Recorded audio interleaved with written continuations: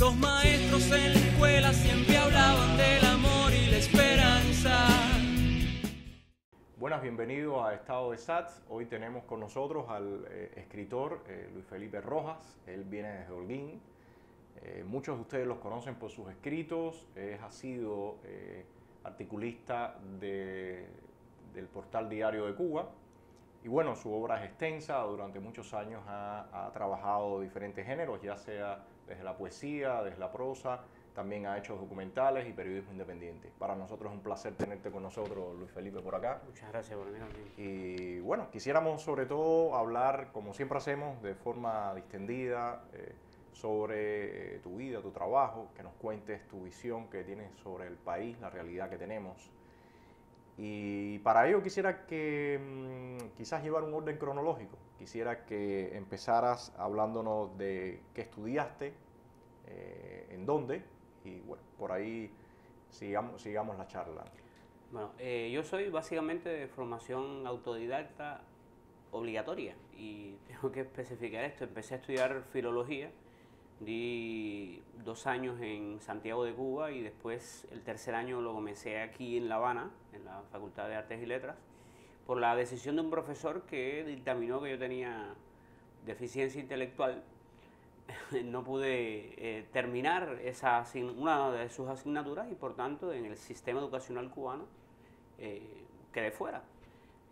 Comencé a estudiar después comunicación social, pero las autoridades educacionales imbuidas por la policía política no me permitieron seguir al tercer año, de modo que comencé 2 carreras que son bastante afines a mi oficio, a lo que yo hago, que es escribir, y no pude terminarlas.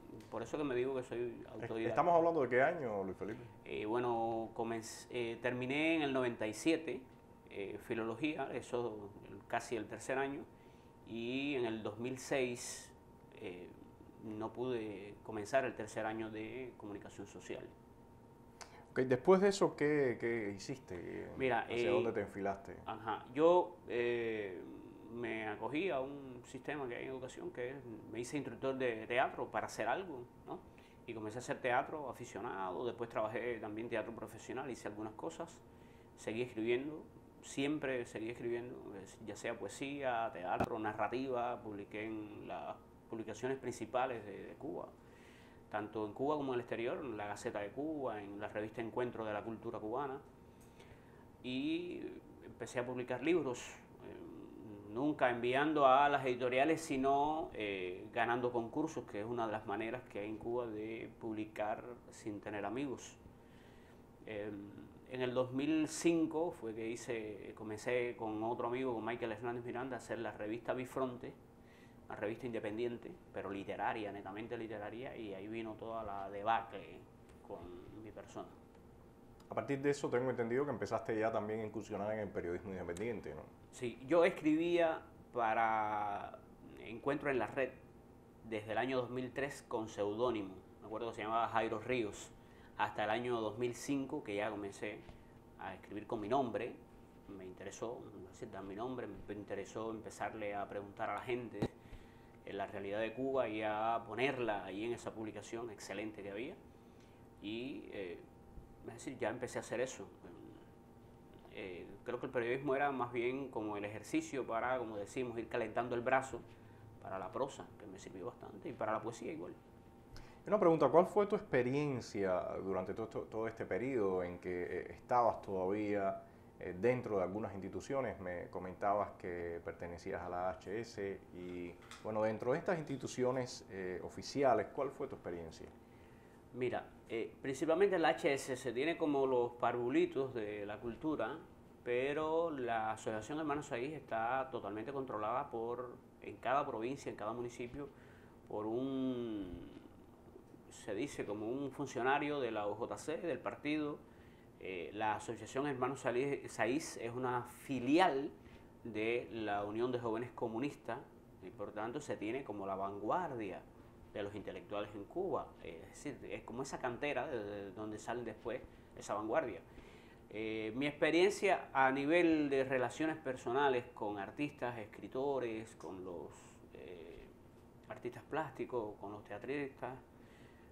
Es genial. Para mí fue es como una familia, pero sin embargo con los funcionarios te das cuenta que cuando tú alzas la voz, cuando te sales un poco del carril, cuando te empiezas a convertir en la oveja negra literalmente, es decir, esa estima, ya ese punto donde te tienen porque has ganado algunos concursos, eso empieza a dejar de interesarle y es como si traspasaran, es decir, el interés que tienen en ti se lo traspasan inmediatamente a la policía política, eso es así. A mí siempre la impresión que me ha dado la HS, independientemente que es innegable que en algunos aspectos hay como cierta permisividad mayor que en la que hay en otras instituciones, pero a mí siempre la impresión que me ha dado es como que es una institución que se convierte en una especie de domador del espíritu de muchos talentos y escritores y artistas en general jóvenes, ¿no? Tratar de darle cierta posibilidad de desarrollar su obra, pero nunca saliéndose de los bordes que ellos estiman que pueden ser los bordes que creen un peligro. Todos sabemos que hay muchos artistas que empezaron muy rebeldes, muestra de ello es toda la generación de la nueva trova, y que de una forma u otra lo fueron toreando hasta que se han convertido en los emblemas del oficialismo, ¿no? Claro. A ver, yo tengo la impresión de que con la HS lo que han hecho es ampliar un poco más los bordes de la censura. Es decir, pero es un juego a la vez. Es decir, le han ampliado más los temas con que jugar, los temas que pueden ser candentes para unas cosas, cuando lo tocan los jóvenes es otro, porque se tiene como el desenfado, pero a la vez decía que es un juego. ¿Por qué?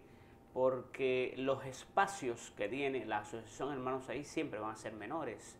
Las publicaciones microlocalizadas a nivel de provincia, los libros tienen menor tirada, las actuaciones, ya sea en el teatro, en la música, siempre son son más reducidas.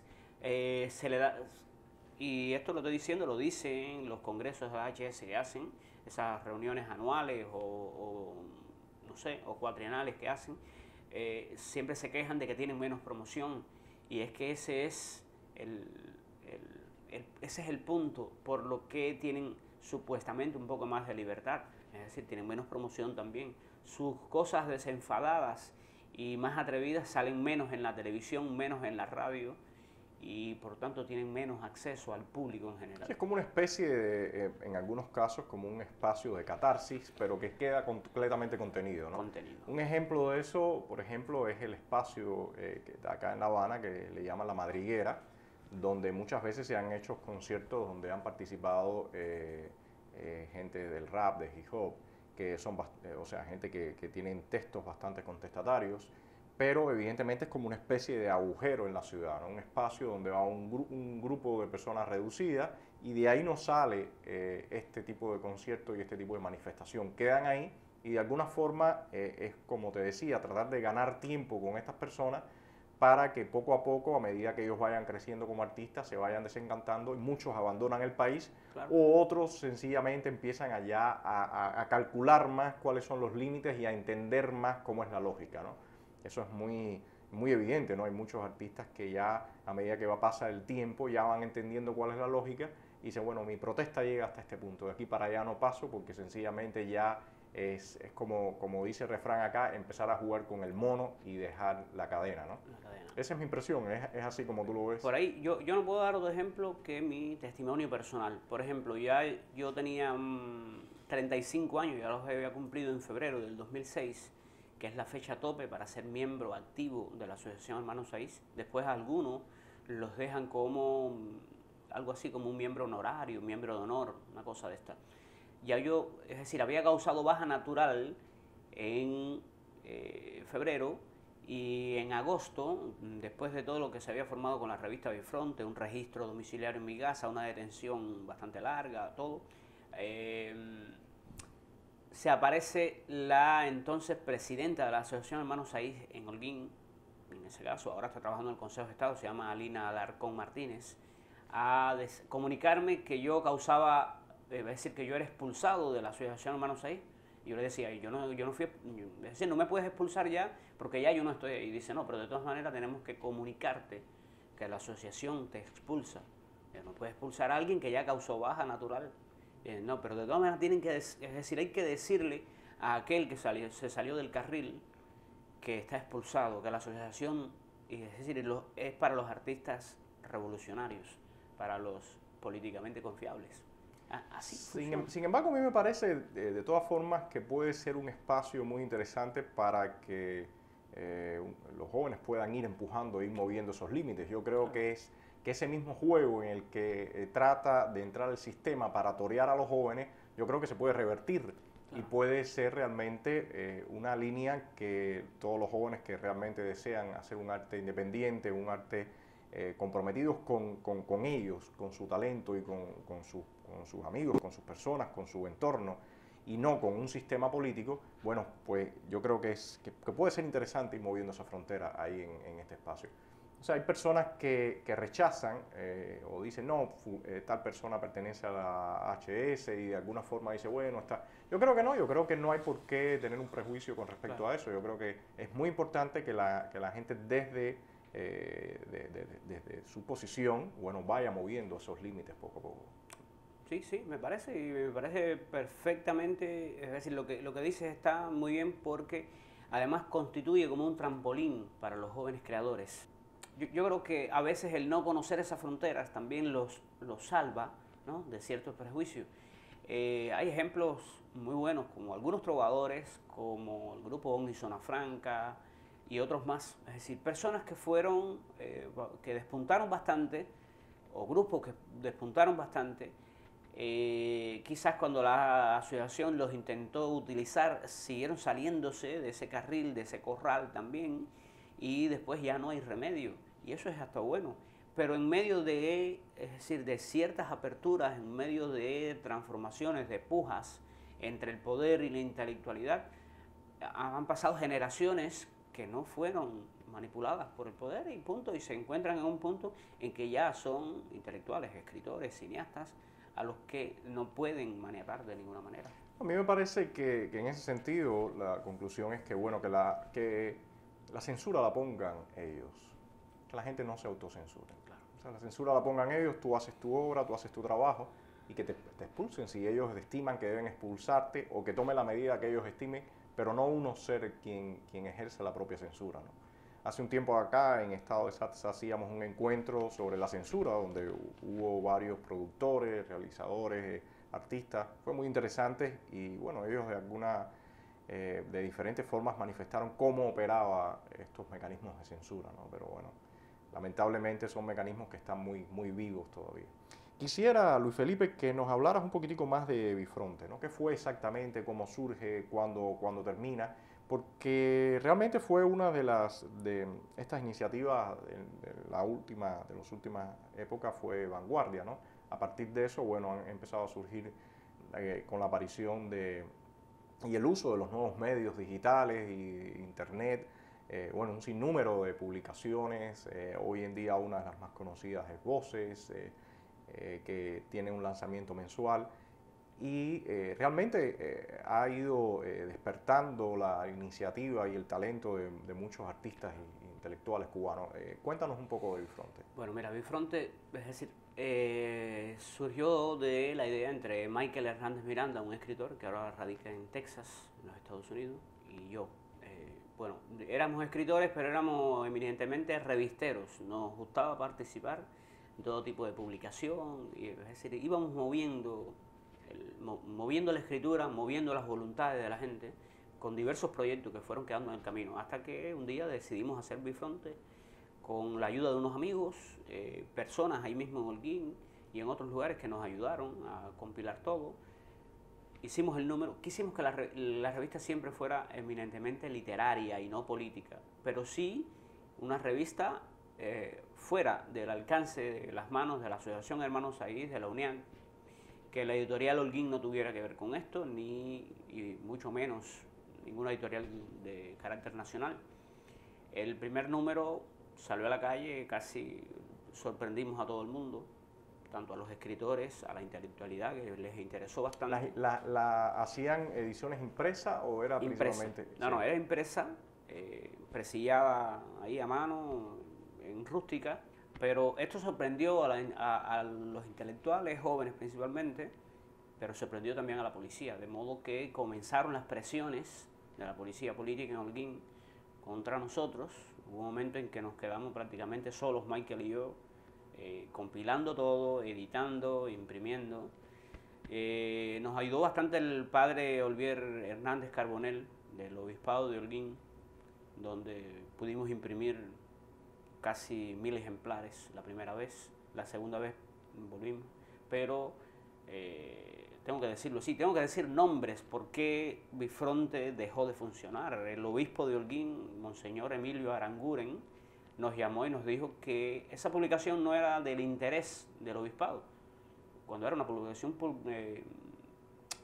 cultural, que además había salido como parte de lo que hace la Iglesia con los laicos, yo como católico, otros más, que participaban en la revista, y la mayoría de los curas nos habían dado el visto bueno, nos ayudaban con esto, con papel, con tinta, con dinero para comprar papel. Es decir, la gente estaba contenta tanto afuera como los laicos, los curas, ya te digo, eso era. Y por presiones de la policía política dejó eso de hacerse allí en el obispado, de modo que nos quedamos totalmente en la calle, sin poder hacer nada. Hicimos un segundo número bajo la total presión. Hicimos el segundo número después de un registro domiciliario en mi casa, ahí donde me llevaron preso, me ocuparon todos los equipos, la impresora, me ocuparon cámara, la computadora con que lo hacíamos en ese tiempo, 2005. Estoy hablando de un laptop de 40 gigas, sí, que puede ser risible hoy, pero en aquel momento era algo grandioso. Bueno, bajo esa presión seguimos e hicimos el segundo número, y para hacer el tercer número ya sí se metió la policía completo. Fíjate hasta dónde llegaron las presiones, que personas que no habían participado como colaboradores de Bifronte, escritores, fueron llamados a las oficinas de la Seguridad del Estado ahí en Holguín, es decir, porque eran supuestos posibles colaboradores para un futuro tercer número, y incluso esa gente fueron llamadas a capítulo. Hasta ahí más o menos llegaron las presiones, hasta que, bueno, ya un momento yo me quedé solo haciendo la revista, y ya, es decir, llega un punto en que tú tienes ese animal que tú has alimentado ahí, sabes que ya a partir de ahí, no por el sacrificio, sino porque el resultado no va a ser el mismo, nos detuvimos ahí. Pero quedó en el tintero el tercer número, se hicieron 2 números. No, tú sabes que eso que dices es muy importante, porque realmente muchas personas saben, pero no son totalmente conscientes de todas las limitaciones con las que se trabaja aquí en Cuba. Toda persona que decide tomar su camino independiente, y sobre todo cuando se incursiona en temas que molestan al poder en Cuba, evidentemente el fuego que se abre es total. Y como tú decías, va desde colaboradores o personas que puedan de alguna forma ayudar a los propios autores del proyecto, o en este caso de tu revista, pero también sobre los medios que tú tienes para realizar este trabajo. Evidentemente, si no tienes los medios, no puedes hacerlo. Entonces, eso es una forma que puede ser muy eficiente. Te quito los medios, bueno, quizás no te arresto o no te pongo en una condena larga, pero bueno, te arresto un tiempo corto, te retiro todos tus medios, amedrento a la gente que está a tu alrededor y chao, acabó. Entonces, hay veces es difícil entender cómo funciona un sistema totalitario como este, donde tiene el control absolutamente de cada detalle de la vida de los ciudadanos, ¿no? Y cómo puede sencillamente abortar cualquier tipo de proyecto con la decisión de un grupo de personas que la mayoría de las veces tienen un nivel de escolaridad muy bajo o un nivel intelectual muy bajo, pero sencillamente responden ciegamente al poder, ¿no? Yo creo que eso... Y ahí en ese punto quería hablar sobre algo que incluso agrava más esa situación, y es que tú estás en las provincias orientales. Y tengo la impresión de que realmente la posibilidad de producir en las provincias orientales es realmente muy difícil. Quisiera que nos hablaras de esto, Luis Felipe. Mira, sí, desgraciadamente allí las cosas hay que hacerlas 2 veces para poder hacerla una. Bueno, mira, una cosa que se quedaba de mi frente, lo primero que hicieron después de esta especie de represión fue expulsarme a mí y a mi esposa de nuestro respectivo trabajo. Es decir, cortarte la luz y el agua, como dijo alguien que te mencionaba de la iglesia, es decir, cortarte la luz y el agua, pero también, es decir, hacer circular un decreto por el que no podías ya presentar libros, no podías hacer ningún tipo de funciones públicas, lecturas públicas, fungir como jurado, menos participar en ningún concurso. Es decir, empieza como una especie de ahogamiento. Y por otro lado, es decir, a diferencia de La Habana, donde, es decir, como quiera, es una capital con más de 2 millones de habitantes, todo es más, es decir, allí más opresivo. Y si a eso le sumamos que yo no vivo en la capital provincial, sino en un pequeñito pueblo que se llama San Germán, que está a casi 40 kilómetros de la capital provincial, esto, es decir, mucho más tenebroso todo. Lo que pasa es que da cierta satisfacción cuando tú llegas, por ejemplo, a hacer un viaje de 200 kilómetros casi para llegar a un cibercafé y salir con una memoria flash, vamos a decirlo así, con un programa de estado de SAT en tu memoria o informaciones o boletines. Es decir, cuando tú sales ahí tú te sientes un héroe. No has hecho ninguna heroicidad, pero tú te sientes un héroe y eso es como, lejos de empezar a aplaudirte tú mismo, lo que estás es aplaudiendo el arrojo de otras personas. Pero tú sabes, Luis Felipe, que hay veces, a mí me da la impresión, que incluso los cubanos que están fuera de Cuba olvidan todo el trabajo y todo el esfuerzo que hay que hacer para producir algo mínimo aquí en Cuba. Muchas veces uno ve que realmente, bueno, quizás hay algún artículo donde se comenta una censura o el cierre de un espacio o arrestos que realizan para que no se produzca algún tipo de actividad. Y la reacción que se tiene realmente es muy tenue. Es muy tenue y quizás por el mismo ritmo de vida que la gente tiene fuera, las mismas responsabilidades, el trabajo, la familia. Pero creo que deberían prestar más atención a ese tipo de acciones que la seguridad del Estado realiza de forma muy solapada y no por gusto, lo hace porque sabe que esa forma de actuar es lo que le permite arrasar con alguna zona franca que se va creando en la sociedad civil sin que se despierte mucho la reacción internacional.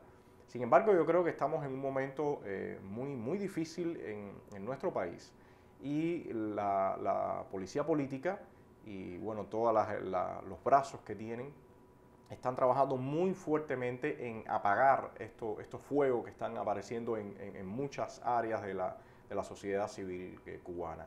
¿Qué crees tú sobre este punto? Mira, a mí a veces me ha dado más trabajo convencer a amigos míos en el exterior de cómo hice una cosa, es decir, hacerlos que crean, es decir, convencerlos de que esto lo hice así y no presentarles ya el trabajo. Es decir, yo hice un documental que me costó meses de trabajo para terminar un documental editado de apenas 9 minutos.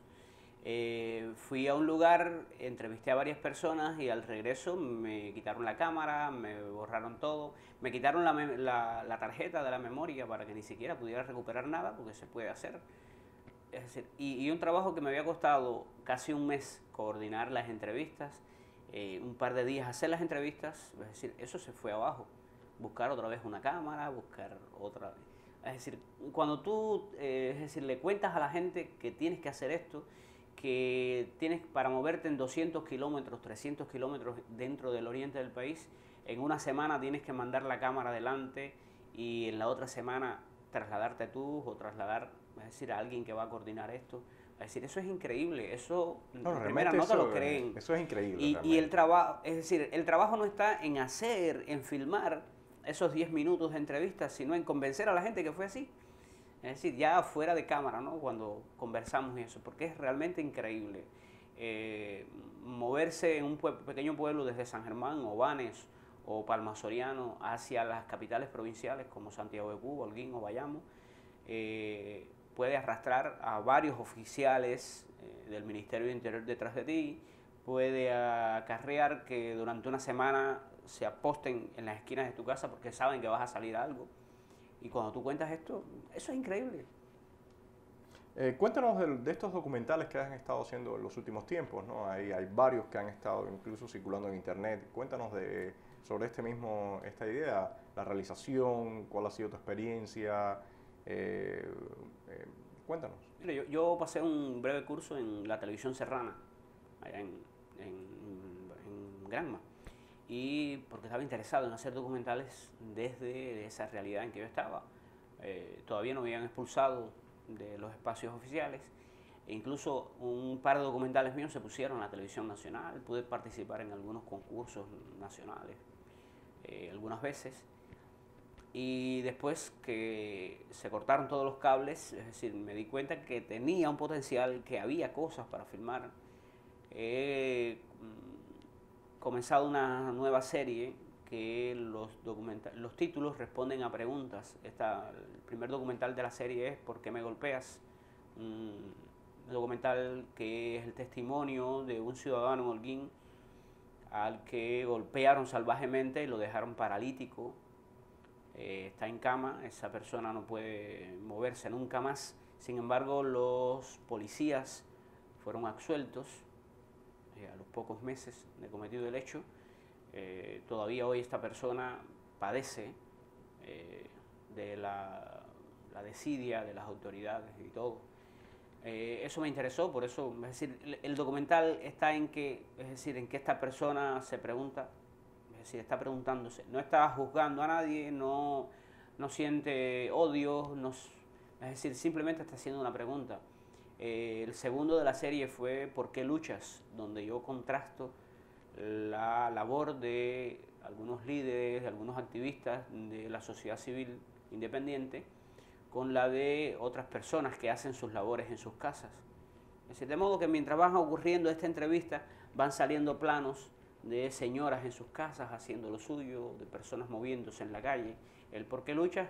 Es no solamente a los activistas de derechos humanos, sino a la gente en la vida cotidiana.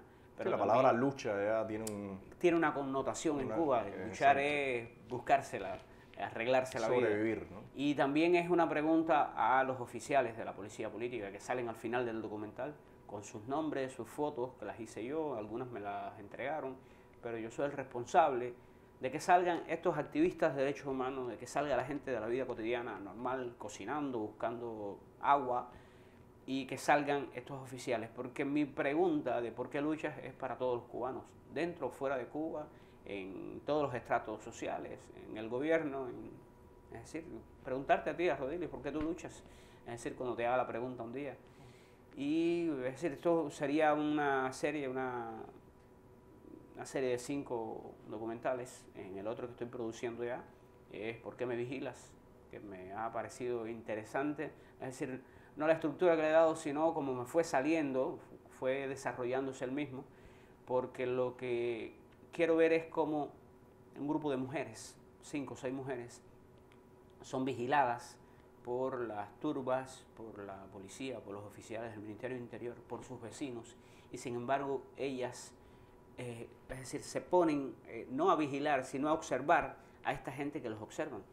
Es decir, y todo el documental es como en un contraplano, lo van relatando ellas con sus acciones, es decir, y con las acciones de quienes los vigilan, que es para tratar de demostrar, es decir, una Cuba ahí, es decir, que está un poco escondida, que está dentro de la casa, este tipo de opresión, sin teque, sin muela, como decimos los cubanos, y sobre todo, que es algo que me ha gustado mucho, moverme en esa cuerda sin ningún tipo de presión de que yo soy un cineasta, ni mucho menos.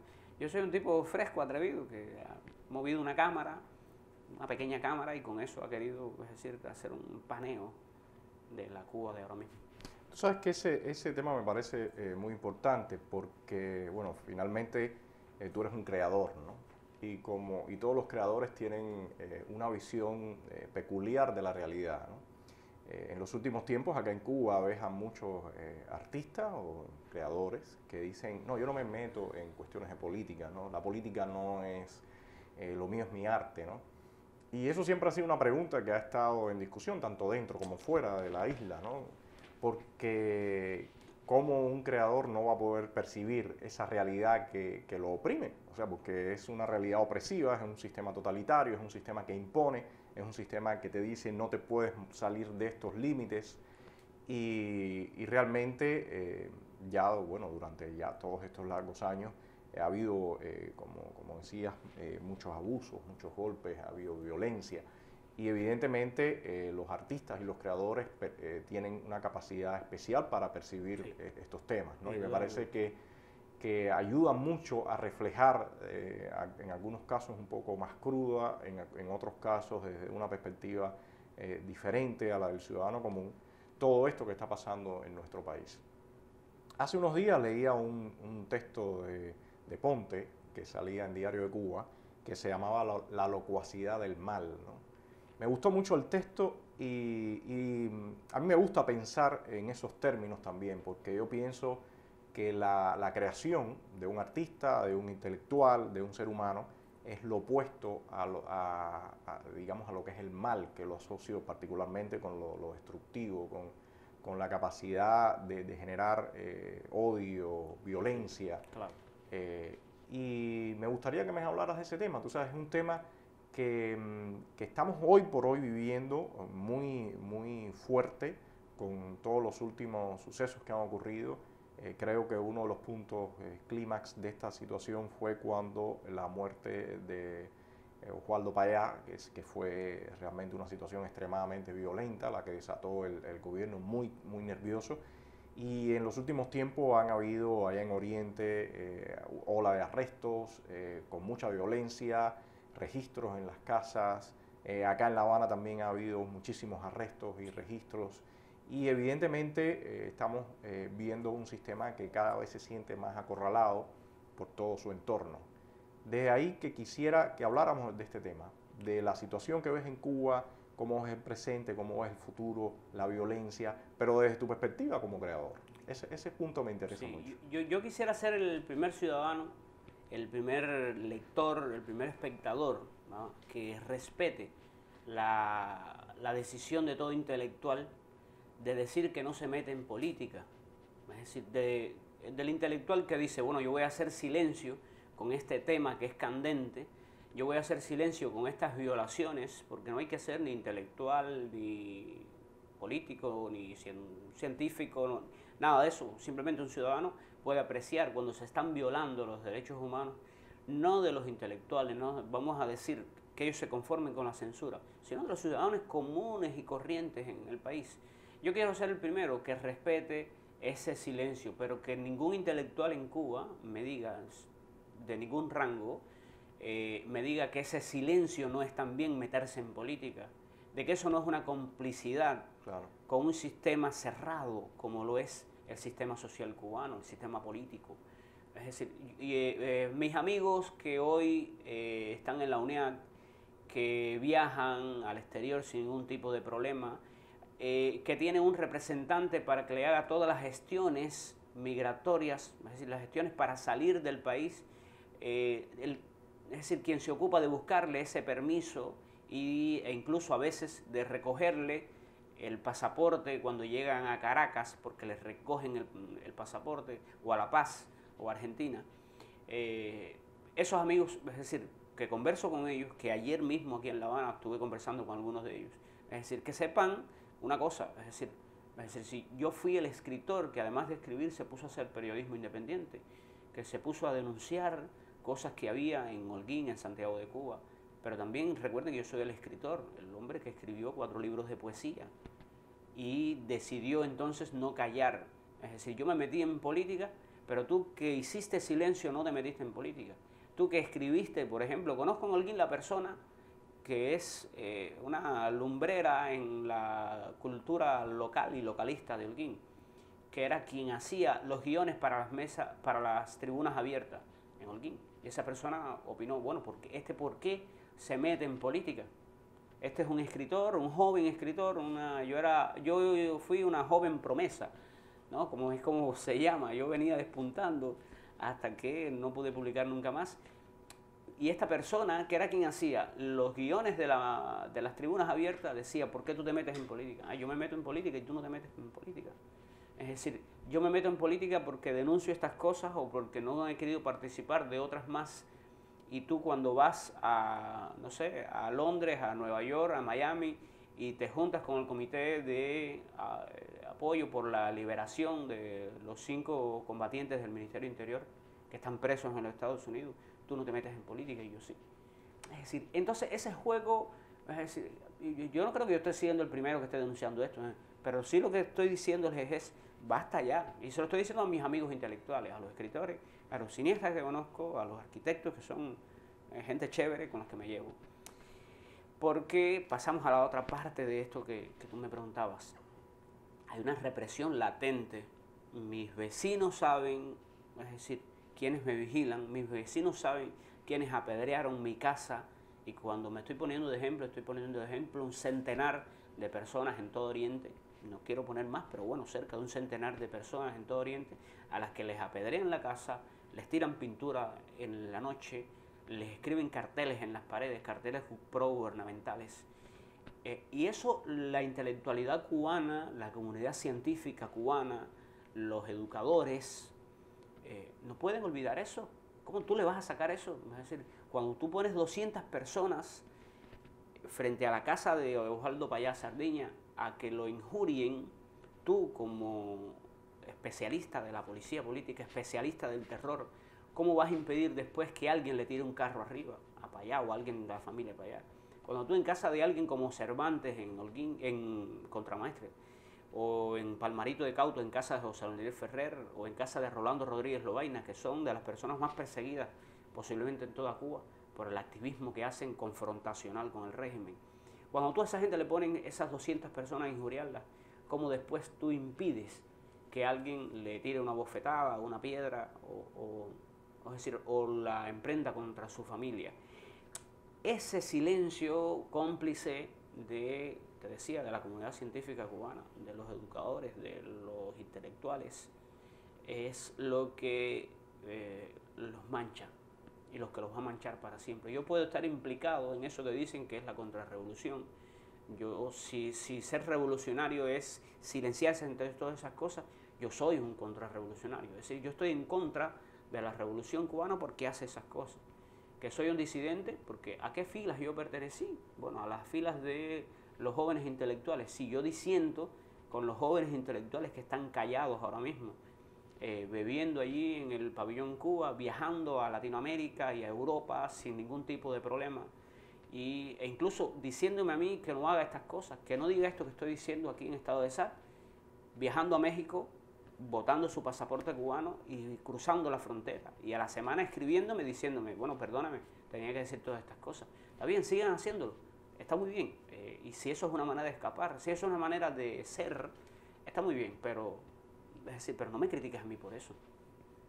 Yo creo que realmente ya desde hace mucho tiempo los problemas en Cuba ya rebasaron el índole político, ya incluso ideológico. Yo creo que ya lo que estamos viviendo acá son problemas que tienen que ver con la existencia humana, porque el individuo simplemente sobrevive, y sobrevive no solamente desde el punto de vista material, buscando la comida, haciendo una fila larguísima para comprarse unas croquetas, que eso yo creo que en pocos países del mundo se ven, muy pocos, unas croquetas que no se sabe ni de qué están hechas. Pero también sobrevive desde el punto de vista emocional, intelectual, como individuo, y eso yo creo que es la parte que preocupa más, ¿no? Uno recorre el país colapsa en todos los sentidos, colapsa, y principalmente en este aspecto humano. La gente, los rostros del cubano son rostros con un gran pesar, ¿no? Y no hay deseos, no hay intensidad en las cosas, ¿no? Mayormente uno se encuentra grandes grupos de jóvenes alcoholizados, sin proyectos de vida. Enajenados. Y a mí me parece que eso ya hace, como te decía, hace mucho dejó de ser un problema político, es un problema existencial de la nación cubana. Y creo que hay que enfocarlo en ese punto. O sea, cómo decir que es un problema político, que es un problema ideológico, cuando todos estamos viendo frente a nuestros ojos un país entero colapsando.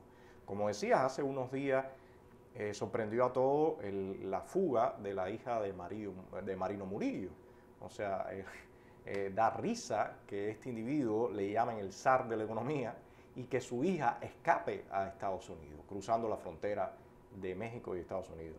Entonces, es evidente que estos son claros síntomas de que tenemos una sociedad en completa descomposición. Mi pregunta es, todos estos intelectuales, todos estos profesionales, todas estas personas que tienen capacidad de leer estos signos, que no hace falta mucho para leerlos, ¿qué responsabilidad realmente tienen con ellos mismos, con sus hijos y con su país, ¿no? O sea, esa es una pregunta que me encantaría en algún momento hacerles un espacio público, en alguna mesa redonda, a algunos de los llamados intelectuales cubanos, porque creo que la esencia de cualquier pensador, de cualquier creador, debe ser su carácter humano. Claro. Mira, los poetas siempre se nos adelantan, ¿no? Incluso en un tiempo primigenio, los poetas eran los aedas, como el brujo de la tribu, el tipo que adelantaba el futuro, el que podía adivinar hacia adelante con lo que escribía, con lo que decía, con lo que pensaba. En eso Raúl Rivero nos lleva a la ventaja. Hay algo genial que a mí me encanta de él, una frase que dice que es más o menos así como que cada quien administra sus miedos como puede, y eso está muy bien, porque yo estoy seguro, esto lo voy a decir así, si de momento se pusieran micrófonos y altoparlantes para lo que hablan los jóvenes intelectuales cubanos en los pasillos, en los hoteles a donde van a hacer los eventos y donde se hospedan, si de momento usted pusiera micrófonos en los, que debe haberlos, lo que pasa es que no tiene altoparlantes, en los jardines de la UNIAC y viera qué se habla allí, ahí mismo se acaba el gobierno. Ahí mismo, es decir, salen corriendo, porque lo que se habla en los pasillos, lo que se habla en los espacios cerrados, es esto que estamos hablando tú y yo, pero quizás con un poco más de elaboración. Quizás se dicen cosas que son más verdades que las que estamos diciendo, más exactas. Quizás hay un dibujo de la Cuba verdadera. Está donde está la punta de lanza de la nación, que son los intelectuales, ¿por qué no? Está en esos espacios donde hay algunos políticos que, aunque estén diciendo otra cosa, sí son gente muy capaz, muy avesada, son gente que han investigado bien y saben cuál es la realidad cubana, qué cosas harían cambiar.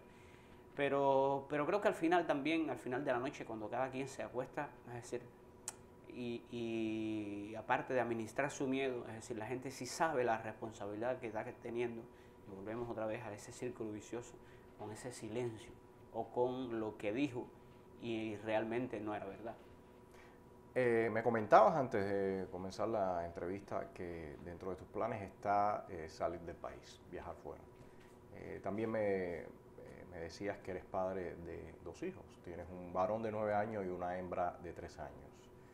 Me gustaría que compartieras con nosotros qué fue lo que te empujó a tomar una decisión que evidentemente para ti, con la historia que tienes personal y con todo tu trabajo, debe haber sido una decisión bastante difícil, ¿no? Sí, yo puse un reloj de arena. Es decir, hace 6 años que no he vuelto a publicar.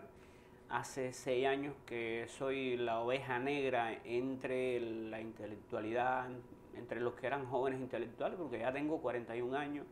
Ya yo no estoy en esa trupe que anda recorriendo el país de evento en evento literario.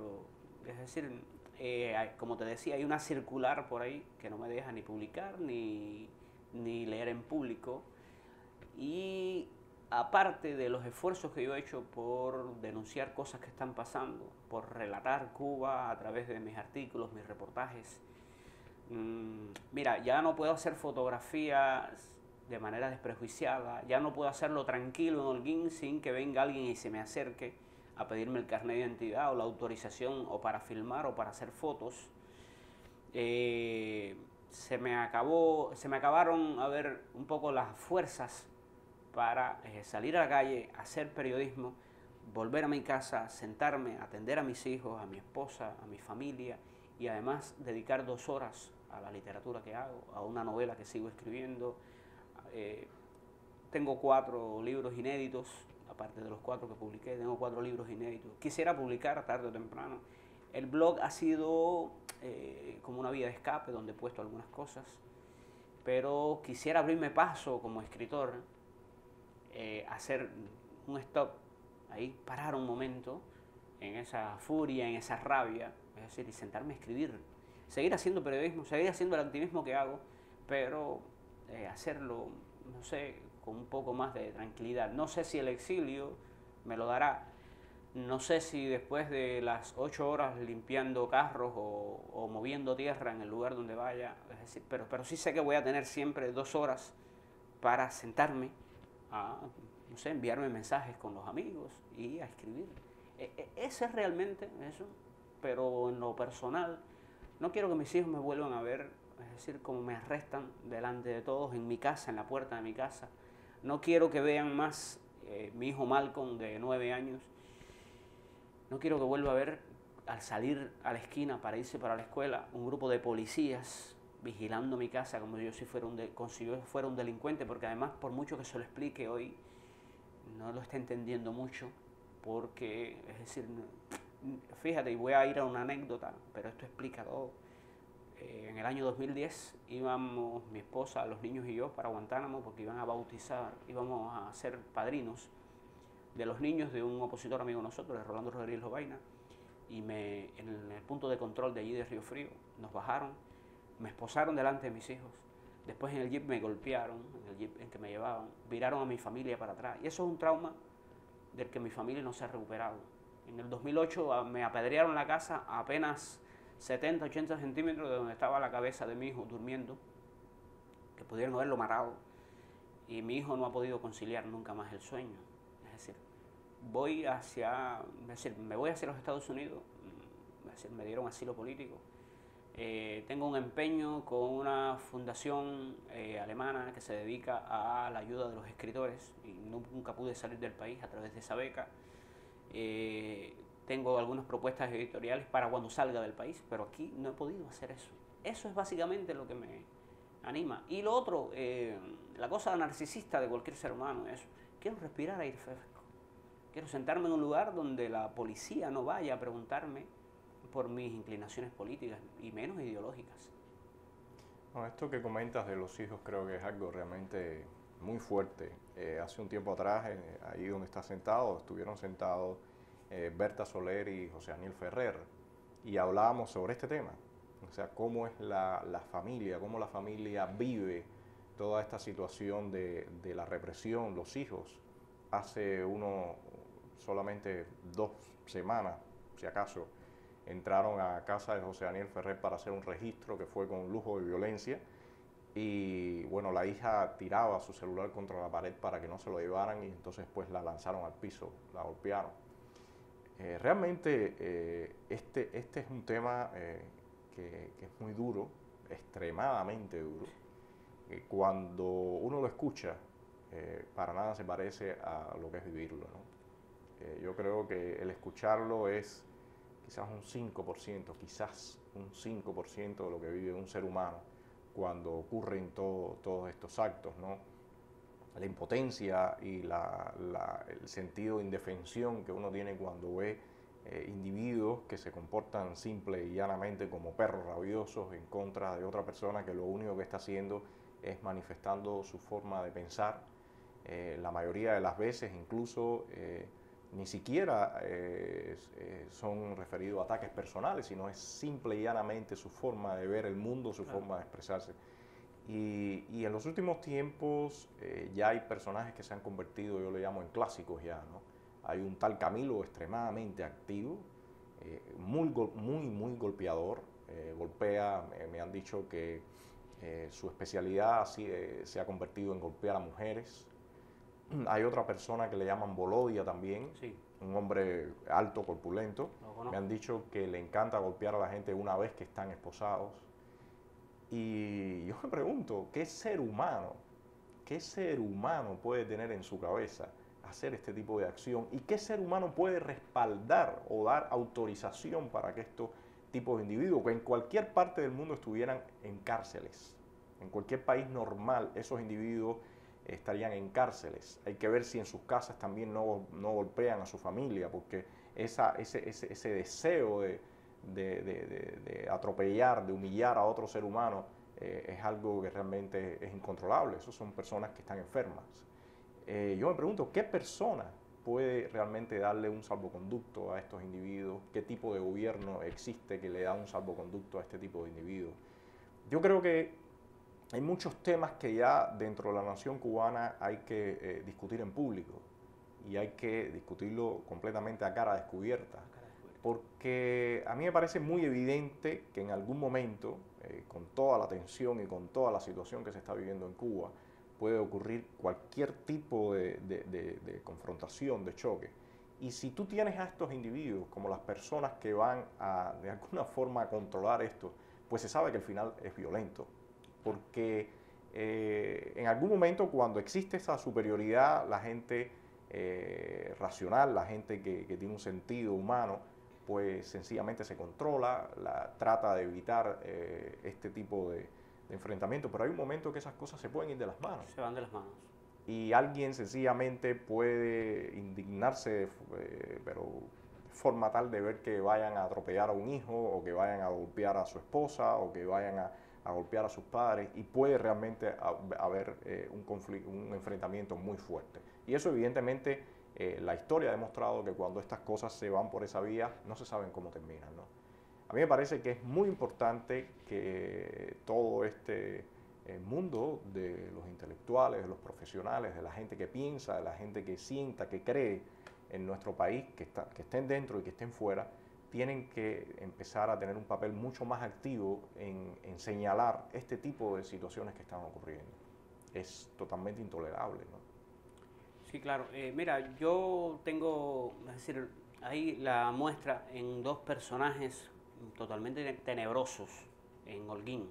Uno es el hoy teniente coronel Douglas Torres, que dice ser primer oficial de la policía política ahí en Holguín. Es una persona que cuando yo he sido interrogado puede conversar contigo como si fuera tu familia más cercana, es decir, puede usar una jarana, y sin embargo tú te enteras, después de ser interrogado, que 3, 4, 5 días después golpeó a alguien como Zuleidis Pérez Velázquez, que ha golpeado a personas como Marta Díaz Rondón, Caridad Caballero Batista. Ese es uno, y el otro es Roilán Cruz Ojeda, teniente coronel también, ascendido a teniente coronel después del affair con Zapata. Es decir, fue la persona que estuvo al frente de llevarse a Orlando Zapata Tamayo de la prisión de Holguín para Kilo 8. En algo, aunque eso hubiera sido una decisión gubernamental, en algo tiene que ver el dictamen de él como oficial de la policía política que reprimía directamente a Zapata. Es decir, esta persona que hizo todo esto, que mandaba a reprimir a alguien como Juan Carlos Herrera Costa allí en la prisión de Holguín, y a otros más, presos políticos principalmente. Es decir, cómo esta persona, cuando estamos de frente, puede mirarme a los ojos, puede decirme ¿cómo estás? Tú eres un intelectual, ¿por qué te mezclas en estas cosas? Y comentarme cosas hasta de su familia, tratar de conversar sobre un libro, sobre el cine, decir que la vida existe. Es decir, cuando tú te das cuenta de eso, de cómo esas personas hablan contigo y cómo actúan después, precisamente con mujeres, golpeando a mujeres o mandando a golpear a activistas, es decir, te das cuenta de que eso es una máquina que ha creado un sistema. Es decir, los han hecho así. Han llegado a ese tipo de graduación, a esa escala dentro de la nomenclatura militar, pero han llegado precisamente por la perversidad de sus acciones. Y eso tiene dos nombres. Eso, bueno, el intelectual que no quiera mencionarlo, que no quiera, eso tiene dos nombres que son Fidel Castro y Raúl Castro. Por favor, ¿quiénes son? ¿Es el ministro del Interior? No, mentira. Son estas dos personas las que han ordenado todo este tipo de represión. Y eso, por mucha novela que se escriba, por mucha película que se filme, por mucho que querramos a ese background que tenemos detrás así, ahí, de la cultura cubana, gente que nos ha aportado tanto en la música como en el cine, como en la pintura, los queremos muy bien, pero ustedes han silenciado, han ayudado a taparle la boca a un grupo de cubanos para que no digan a los otros cubanos y al mundo entero qué es lo que está sucediendo con este crimen que ha ocurrido en Cuba durante 50 y tantos años. Algo ahí. Yo soy cristiano, soy totalmente contrario a la violencia. Yo estoy en contra de cualquier tipo de acto de violencia, violento, venga de donde venga. Pero a veces yo entiendo un poco más a las personas que en Cuba tomaron las armas a principios de 1959 y durante esta, por decirlo así, guerra civil que se formó, donde un grupo de personas se fueron a las lomas a combatir al nuevo gobierno, al gobierno de Fidel Castro. Mira, es decir, yo no justifico a estas personas que se alzaron en armas, no justifico la acción de la violencia, es decir, conceptualmente, pero sí entiendo por qué lo hicieron. Es decir, entiendo que cuando alguien le hace un acto de repudio, que es una de las cosas peores que se puede hacer, aparte de las acciones violentas, físicas, es decir, entiendo cómo queda esa persona, yo lo viví. Entiendo cuando te golpean en la calle, te esposan las manos a la espalda y te tiran en el suelo, te ponen la bota en la cabeza, o cuando dentro de un auto golpean a dos mujeres dentro de un auto policial, lo golpean hombres. Yo entiendo cómo quedan es decir, de llenos de odio puede ser estas víctimas.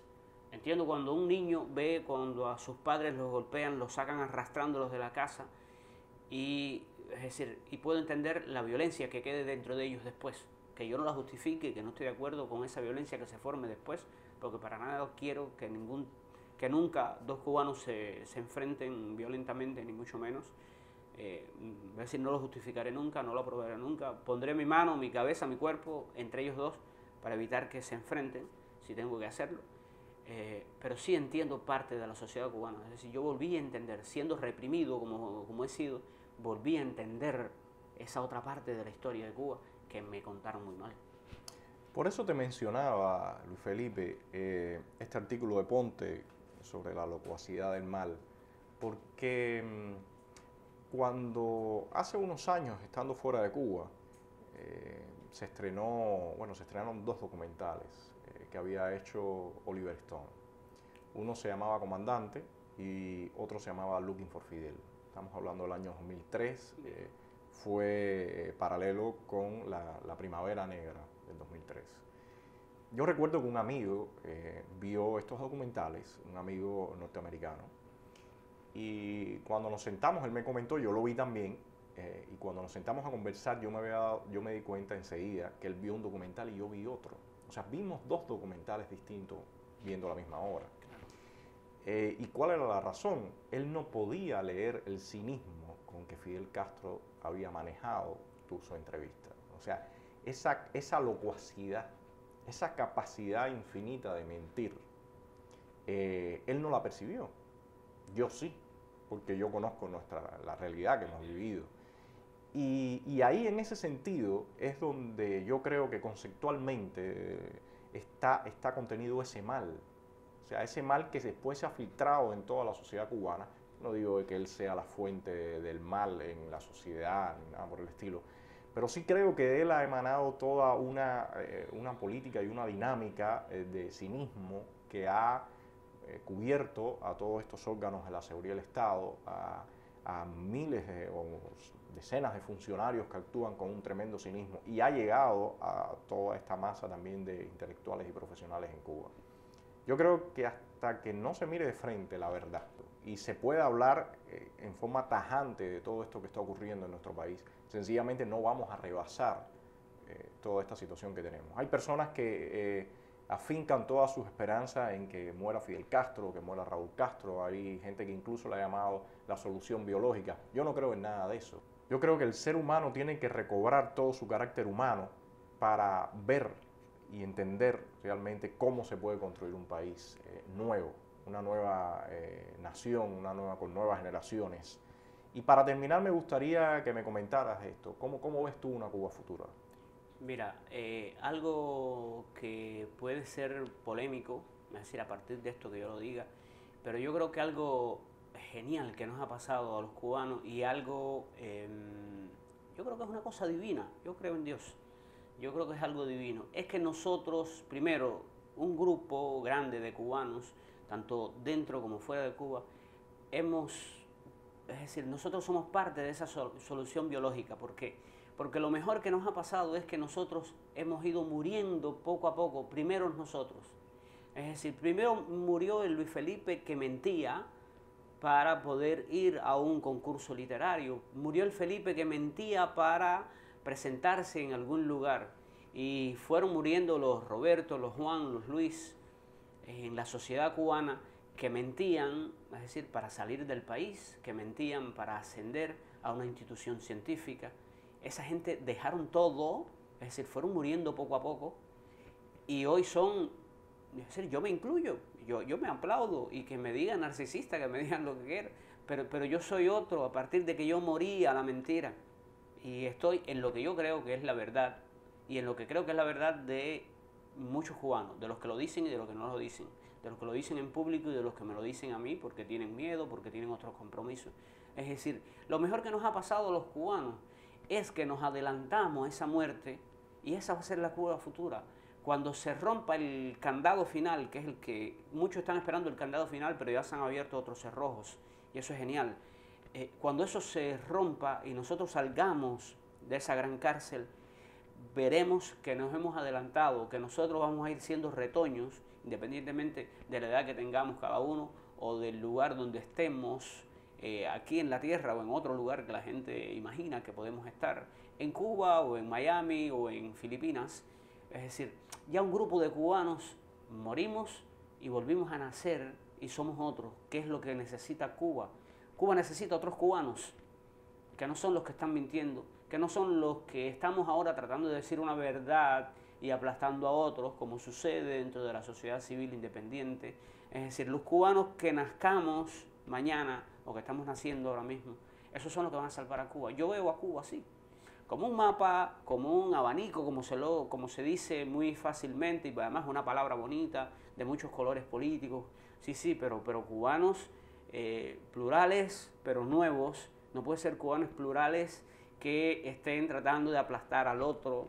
Es decir, porque desde el punto de vista en que hay una institución para vandalizar al contrario, que ha sido desde el mismo poder, también eso ha traspasado las fronteras hacia la sociedad civil independiente. Y muchos de nosotros en la sociedad civil independiente también nos hemos especializado en vandalizar al otro. Es decir, yo veo la Cuba así, como con gente nueva, gente que ha nacido, es decir, me imagino que tendremos que ser los bebés. El que se vaya viejo, el que amanezca viejo, cuando termine de abrirse ese gran candado, se va a perder el país. Yo creo que eso es lo que yo pienso. No, Luis Felipe, no sé si quieres cerrar con algo en específico o... No, darte las gracias por el espacio. Gracias a ti por esta entrevista. Y hacer una confirmación, es decir, materiales como este se ven en toda Cuba, se reparten de memoria en memoria. Estoy haciendo como un reporte de audiencia, pero está funcionando así. Lo están viendo más personas de lo que nosotros pensamos, porque algunos de estos programas o de documentales estos alternativos que salen por ahí, a mí me llegan de manos que yo no hubiera imaginado. Yo no tengo el acceso a internet para bajar un programa como este y sin embargo hay gente que sí lo está haciendo y me llegan a mí. Es decir, que debiera ser al revés, yo debiera ser quien los provee a ellos de esto, de un material como este, y sin embargo me llega de rebote. Y yo creo que eso es una buena salud para un programa como este. No, yo creo, realmente te agradezco todo lo que has conversado y lo que mucha gente va a ver, porque creo que has dicho cosas muy importantes y sobre todo para cierto público que es muy importante que escuche, que se entere que hoy en este preciso momento nos estamos jugando qué país vamos a tener en los próximos 20 años. Entonces, ojalá que estas palabras que has dicho lleguen a muchos oídos y muchas personas entiendan que hace falta poner un hasta aquí, ¿no? Bueno, que así sea. Te agradezco mucho, Luis Felipe. Gracias por estar acá. Los maestros en la escuela siempre hablaban del amor y la esperanza. Los maestros en la escuela siempre hablaban